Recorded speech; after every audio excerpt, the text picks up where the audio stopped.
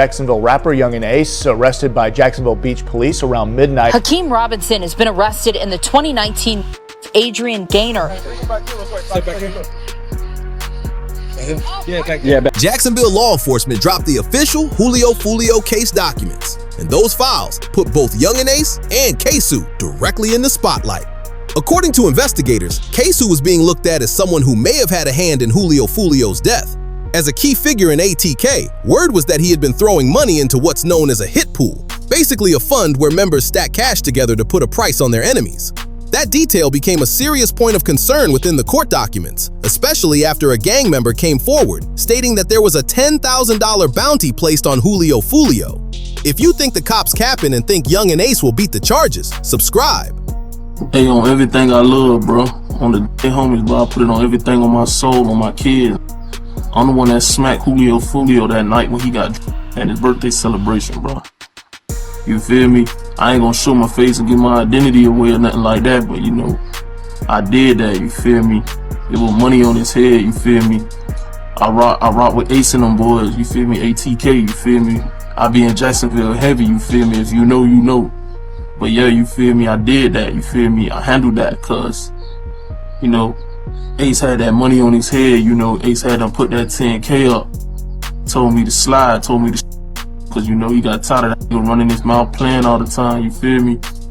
So what had to be done, you feel what I'm saying? So I just handled it, you feel me? It was what it is, bro. Yungeen Ace and Ksoo go way back, both coming up together out of Jacksonville with deep ties through the streets and the music scene. Ksoo was widely considered one of Ace's most ride-or-die affiliates, especially during the height of the ongoing conflict between their ATK camp and Julio Foolio's side. Now here's where things take a sharp turn.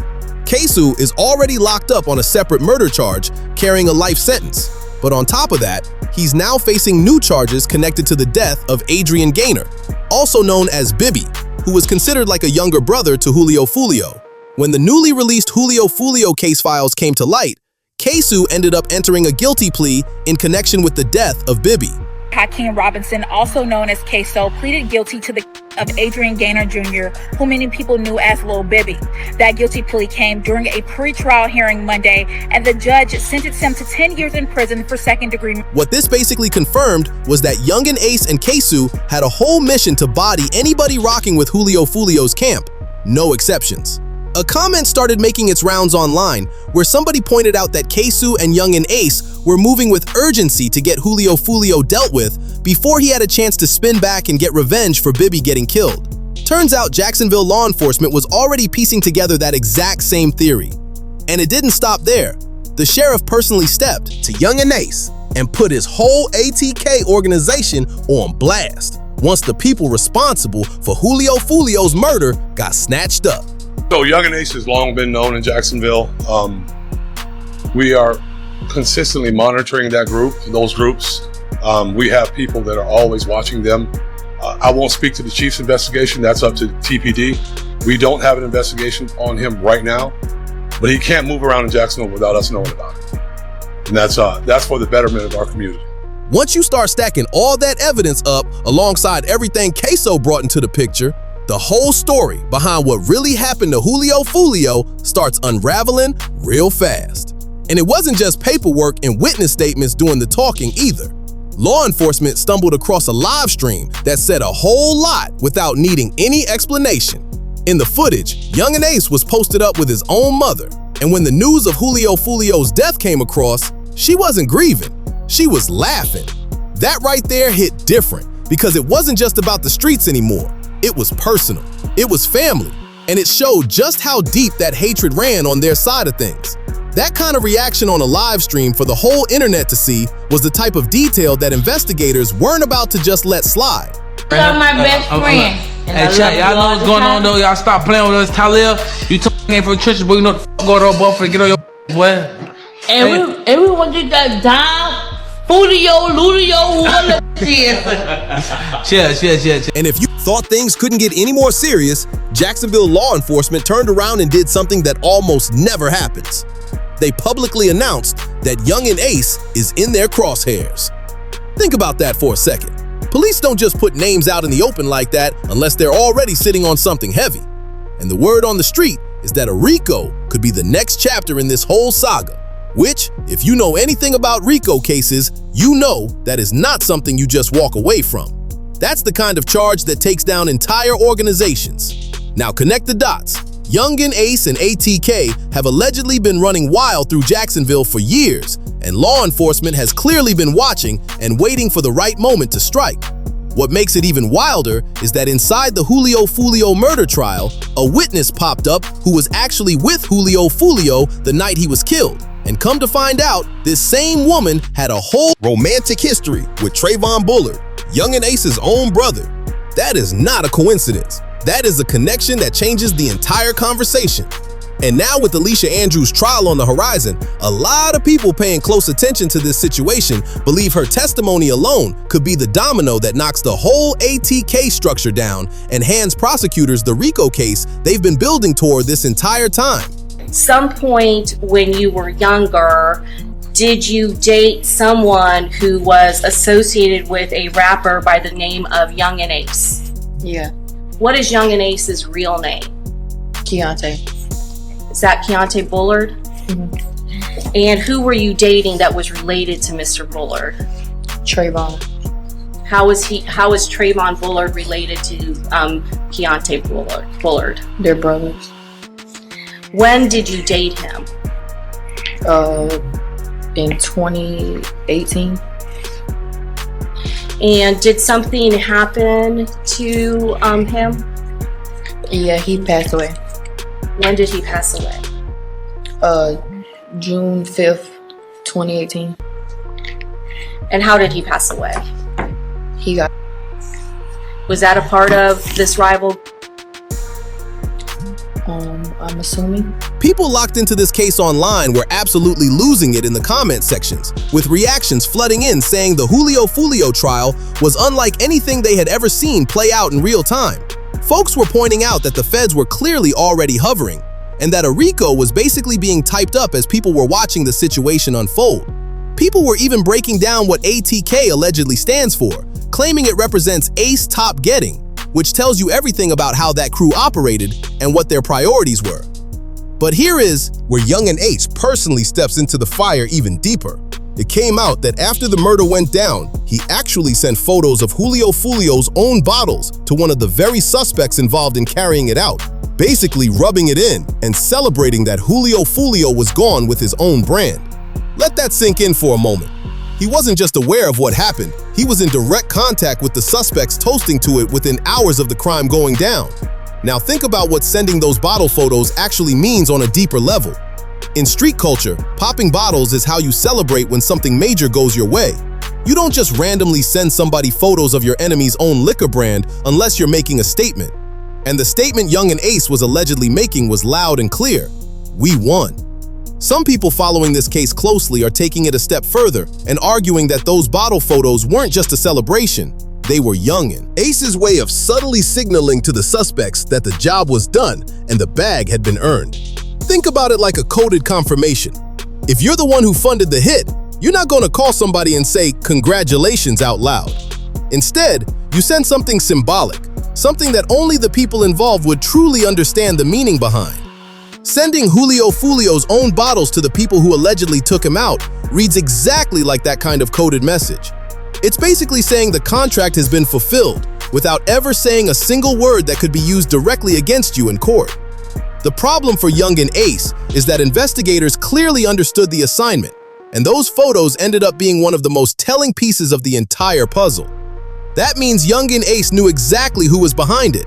He knew what they had just done, and instead of distancing himself, he was celebrating it with the people who did it. That is not just street knowledge. That is the kind of evidence that puts you directly inside the conspiracy. And prosecutors are not about to overlook something that damaging. They presented a picture from Gathrigh's cell phone taken one day after the murder, showing a bottle of Don Julio. The detective testified that, based on knowledge, this represents an insult to the rapper Julio Foolio. And that is exactly when the panic set in. The moment Yungeen Ace realized that law enforcement had been piecing everything together, and they were not far off from getting the whole picture, he didn't call a meeting. He didn't sit down with his people privately. He went straight to social media and made it public, posting that ATK was done, finished, no longer a thing. Just like that, the crew he had been repping for years got dissolved in a single tweet the moment the heat got too close for comfort. And that reaction alone speaks volumes. Innocent people don't frantically dismantle their entire organization the second they find out investigators have been listening. That level of urgency tells you that whatever was being said on those phone lines was bad enough to make Yungeen Ace want to cut every visible tie he had to ATK as quickly as possible. It was damage control in real time, playing out for the whole internet to see. But here's the thing about the internet. Nothing gets deleted. Nothing gets forgotten. And law enforcement had already heard everything they needed to hear long before that tweet ever went up. I say no more ATK, it ain't no more. Talking about niggas don't do shit. Niggas don't do shit. Niggas tripping. Everybody always got shit to say. These niggas.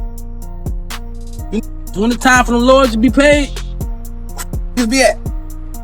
Got all this shit to say. Where the just be at though? Just be need to get buried. When the time to spend that money, where the just be? All we got shit to say, but don't be on shit, man. Don't get no feet wet or nothing, man. You niggas be talking, man. What's wrong with these, man? Talk about uncomfortable. Don't talk like me. Don't get the man. When I say no more ATK, ain't no more. And at this point, if you've been following this case closely, the writing is already on the wall for Yungeen Ace. The RICO charge that people have been whispering about isn't just speculation anymore. It's looking more and more like an inevitability. And for those who don't fully understand what a RICO indictment actually means, let's break it down real quick, because this is not your average charge. RICO, which stands for the Racketeer Influenced and Corrupt Organizations Act, was originally designed to take down the mob. It was built specifically to dismantle entire criminal organizations from the top down, and it does exactly that. It doesn't just go after the person who pulled the trigger. It goes after the person who gave the order, the person who funded it, the person who celebrated it, and everyone in between. And when you look at everything that has come out about Yungeen Ace and ATK, every single layer of this case fits that framework perfectly. Think about what prosecutors are already sitting on. You have a gang member on record talking about a $10,000 bounty placed on Julio Foolio. You have Ksoo, one of Yungeen Ace's closest affiliates, already entering a guilty plea connected to the murder of Bibi. You have a witness who was with Julio Foolio the night he was killed, and just so happens to have direct personal ties to Yungeen Ace's own brother, Trayvon Bullard. You have phone taps that Yungeen Ace himself didn't even know existed until it was too late.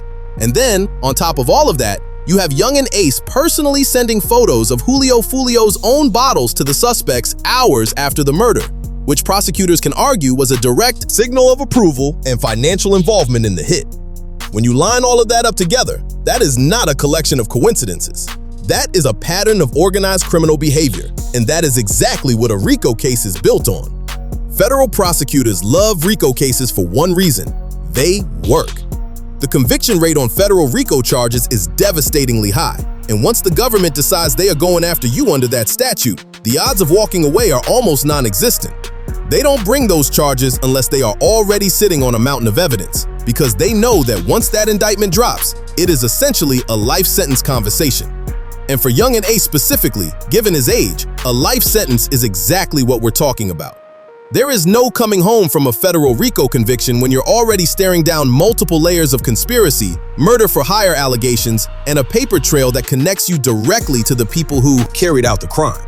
What makes this situation even worse is the way everything has played out publicly.